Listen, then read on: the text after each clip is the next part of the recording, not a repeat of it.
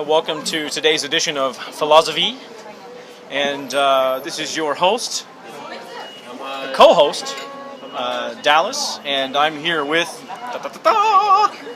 Andrew. Hey. Andrew's wearing a kilt today. I am. Maybe later on we can upload some photos of it, but No upskirts, please. no upskirts. Okay, upskirts are out of it, ladies. All right, so Not for free, anyway. yeah, there you go. You have to be remunerated for that. Exactly. So today's topic, or at least one of the topics we're going to cover today, is 311. And Andrew, perhaps you can. Well, specifically the media coverage. The media coverage of 311. The Western media coverage. International media coverage. There you go. For those who are unaware of what 311 is, it's the post-earthquake, the post-northeastern... Great northeastern earthquake, Japanese earthquake, I think. For the direct translation. There was a certain degree of sensationalism, would you say, after the earthquake? Yeah. And then particularly once we found out there was sort of a meltdown in progress, or there's a problem with cooling at the Fukushima Daiichi plant. Yeah. And so I was sort of I was involved, and I have no qualifications whatsoever other than being able to fact check using tools like Wikipedia or a high school physics book or Smoke is getting to me. Sorry. It's the exhaust that's getting to me. Is it? I mean, that's just coming right in my face. Do you need a? No, I don't have any masks. I have one, but it would be awkward to have a mask on a video. It would be actually it would be apropos, because one of the things one of the media outlets did is they had a picture of a small child wearing a mask, and then they posted something that didn't say it exactly, but suggested that this child was wearing a mask because of radiation fallout in Tokyo. Whereas you remember, it's March, it was this time of year, allergy season, everybody's wearing goddamn masks. So that was sort of an example of the kinds of things that happened. It feels weird to be talking about this again, actually, after all this time, because at the time this was a big deal, and I started a website that let people report, like it was sort of a crowdsourced reporting of bad journalism called the Bad Journalism Wall of Shame. And I ran that, and then it just kind of, people stopped submitting, and I just kind of stopped doing it. It got some attention at the time, but the point was I just felt I needed to do something to stop not that I could stop it, but I needed to do something in reaction to what I was seeing, which was a blatant disregard of the facts. Right. Particularly pertaining to the nuclear situation, but also in general just bad reporting about Japan, which is endemic. It's endemic to is that the right word? To reporting on Japan. Like, ooh, isn't Japan freaky and kooky and weird and wonderful? That kind of reporting, or but I think if you trying to bring samurais and ninjas into every story. But if you look at it from the media's perspective, what is it? What is their goal? To be honest, their ultimate goal is to generate revenue. Yeah. For shareholders, and sensationalism sells. And just as their coverage of any other major world catastrophe or event, there tends to be overemphasis on sort of the absurdity of the situation. So you hear a lot of stories of major defection of foreigners from Japan. Yeah. You heard at the time a lot of stories, the possibility of fallout in Tokyo, which I have to be honest, when they were first discussing the possibility of the core meltdown, and when they were talking about Japanese media, and I actually didn't pay attention to any of the foreign media at the time, to be honest. I had to stop, actually. I had to stop. But the Japanese media, I think initially, because they were under pressure to give a lot of very detailed technical information with regards to the situation in the Daiichi, and was it the Daiyon or Go? I can't remember. No, it was Daiichi and Daini. Daini, okay. But Daini was, shut down, but the problems were all at Daiichi. Right, yeah. So with... Sure. If we frame the head so you get a little bit of space on the other side of the feathers. All right. Sorry, just continue. So with the Daiichi, or the number one reactor, Yeah. for those who don't speak Japanese, I mean, but the way that they had It was sorry, not because there's 6 reactors in Daiichi, yeah. and there's so it's the Daiichi isn't the number one reactor. Well, it's the site. Site, Yeah, Daiichi site. I don't know. Which reactor it was inside of. But anyway, that's where they were experiencing the meltdown, as it were. And I mean, but the way that the Japanese, because I'm not a nuclear scientist, and you know, I'm not that familiar. I mean, we all heard of the stories from in the States with the meltdown there. Or of course, Chernobyl is something that we reference often in history, and you know, the technologies that were in use in both scenarios were quite different, to be honest.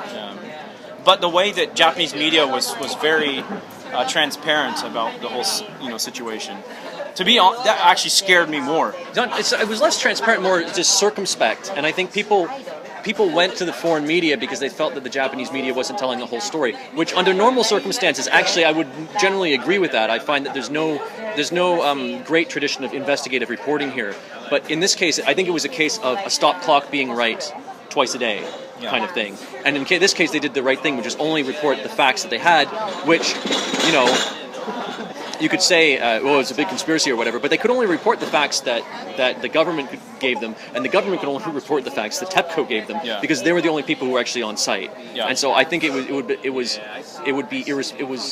and I guess they thought too, or maybe not, maybe it was just a coincidence that they did the right thing. But I don't think in that situation that speculation helps anything, and especially when you're speculating, as you say, to sell newspapers or to sell airtime, and then the bigger you can speculate, the better. Correct. But to be honest, it wasn't foreign media that actually made me fearful. Really? But it was actually the Japanese coverage of it, in that the possibilities of a meltdown and how, once it melted through the core and into the lower chambers, with build-up pressure and whatnot in those chambers, that was capable. It didn't happen. Right. But the possibility of that happened. I looked at that from the perspective of, well, if there's a 5% chance of it happening, that's too much for me. Right. And I took my family to actually southern Japan. Right. To Kyushu. That's interesting, because I never got the impression from the Japanese media, your Japanese is obviously a lot better than mine, that they had anything along the lines of like a 5% chance or anything like that.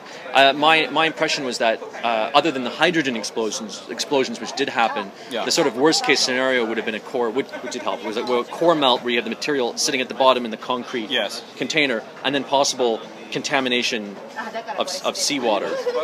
But they talked about, because they have the pressurization chamber that sits under it, and they were talking about if there was a scenario where the rods had melted in through that chamber, then pressures would build up inside of it. This was early coverage of it. Yeah.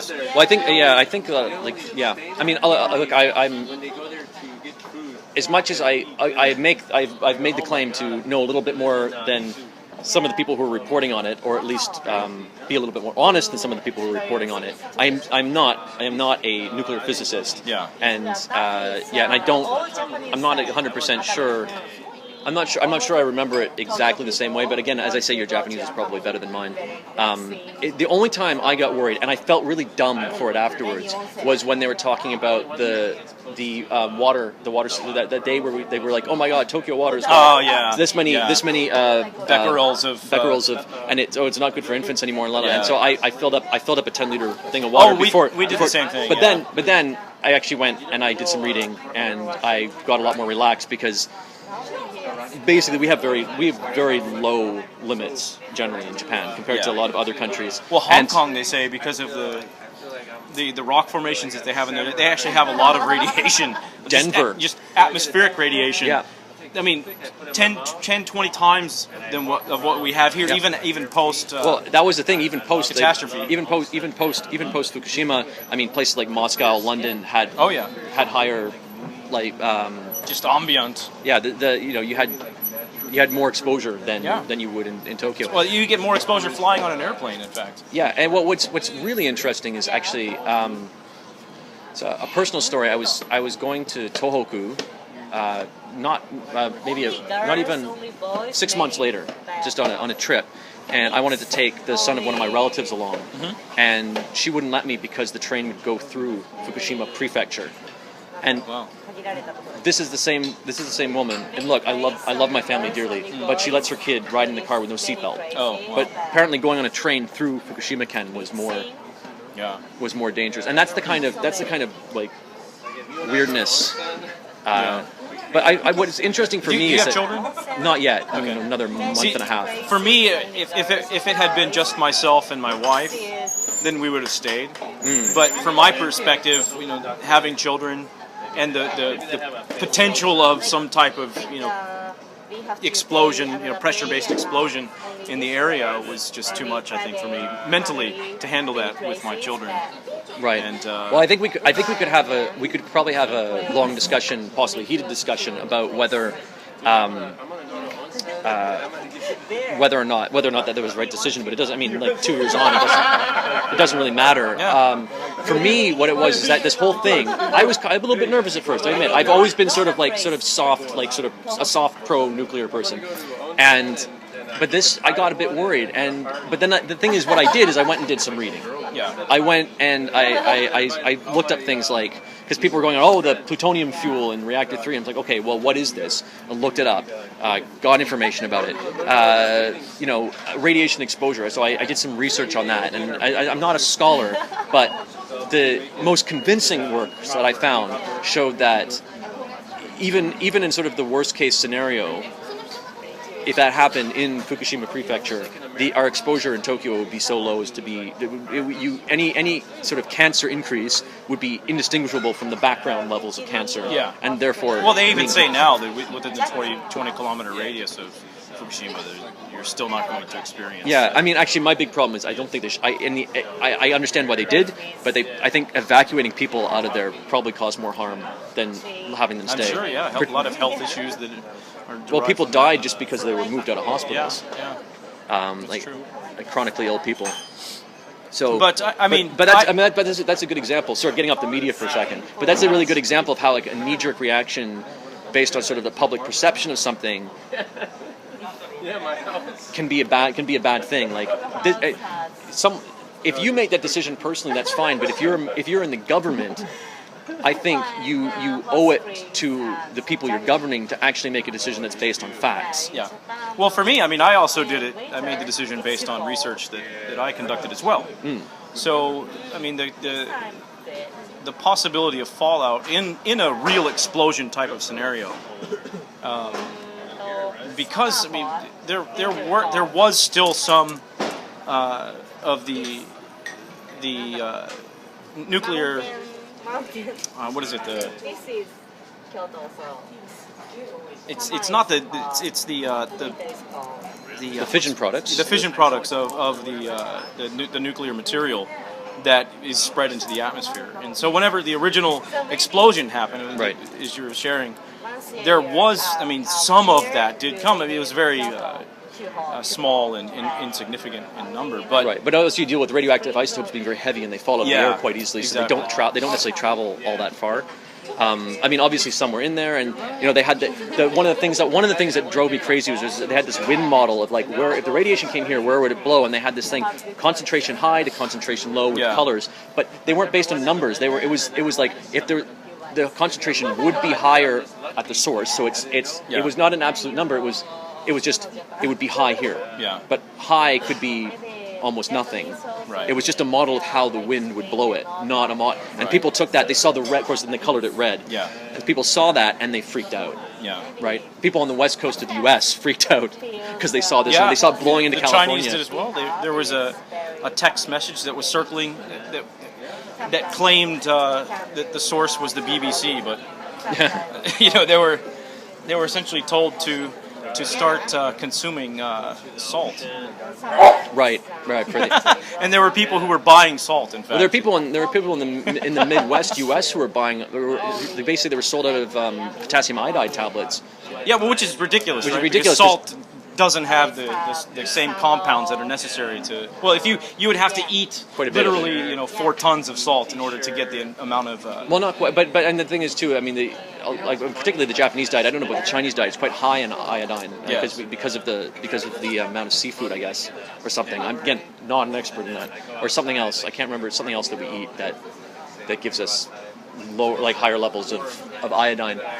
But it was weird, and then you got from initially you got the speculation and like the sort of sometimes they'd let crazy people on the air without vetting them, like this U.S. geologist who said that there's another big earthquake that's going to hit Tokyo in the next few months or something like that. Yeah. Someone who's been like roundly discredited, but somehow still ends up as an expert, formerly of the USGS on Fox News or whatever, and of course the famous Shibuya Eggman power plant. Yeah, I didn't. You don't remember about the Shibuya egg? No. Okay. I didn't really even follow it, to be honest. What happened was Fox News was really famous. They put up this map of all the nuclear power plants in sort of east, I think it was maybe all Japan or maybe just eastern Japan, which included us. And one of the points on the map said Shibuya Eggman, which is actually a bar in Shibuya and not a nuclear plant at all. And somehow this had snuck into their map, and they put it on the air. Wow. But I mean, it's that's like one thing you can point out and go, okay, well, mistakes happen. But it's a really good example of how there's just no I don't know whether it's because budgets are being cut, the time is a lot shorter, the time now that we're dealing with 24-hour news cycles, but the fact checking that used to go on isn't happening anymore. Yeah. And it's a problem. And I think actually it comes back to your first statement about Sensationalizing. Sensationalism, because media outlets are in the business of making money. Yeah. Although Democracy Now! Is also really guilty of overblowing a lot of this, but that's because they've got an ideological thing that they've got the ideological message that they're trying to get across. But it really bothers me because I'd actually sort of held them up as a sort of this is a good alternative news source, but then they kind of followed the ideology rather than following the facts, which is my big problem. Yeah. I mean, I think if we had a press that was non-profit, it would solve a lot of these problems. I don't see how we'd ever get there, but... Well, NPR, yeah, it's a non-profit organization. Yeah, but they also don't sensationalize things, as you find in Fox News. Yeah. I've honestly, I don't think I've ever watched Fox News even once. No, I've only seen clips when people play it back to show how ridiculous it is. But I mean, personally, I'm not that familiar with how the West covered it. Well, CNN. You know who Michio Kaku is? No. Michio Kaku is this. He's a theoretical physicist. He's sort of he got his name working on string theory. Okay. And he was trying to promote a book around the same time, and he was on like all the shows. He was on Real Time with Bill Maher. He was on CNN a bunch of times. And the thing about him is he is. And I'm probably treading the line into defamation of character here, but he's a media whore. And he'll basically, if you watch his interviews, he'll sort of go wherever the host is leading him. Okay. And at one point, it's really funny, at one point he claimed, he sort of really cleverly claimed without claiming that his influence had caused the Japanese to consider burying Fukushima. Okay. He sort of... It would take too long to explain. I had the interview. You go to my blog, actually. The interview clip is on there, where he does that. He kind of shifts things so that it looks like the interviewer asks him, well, because he's saying you got to bury this, just like Chernobyl. You got to bury it right now. There's actually a bunch of technical. He's not an engineer, by the way. There's a lot of technical reasons why that wasn't a good option.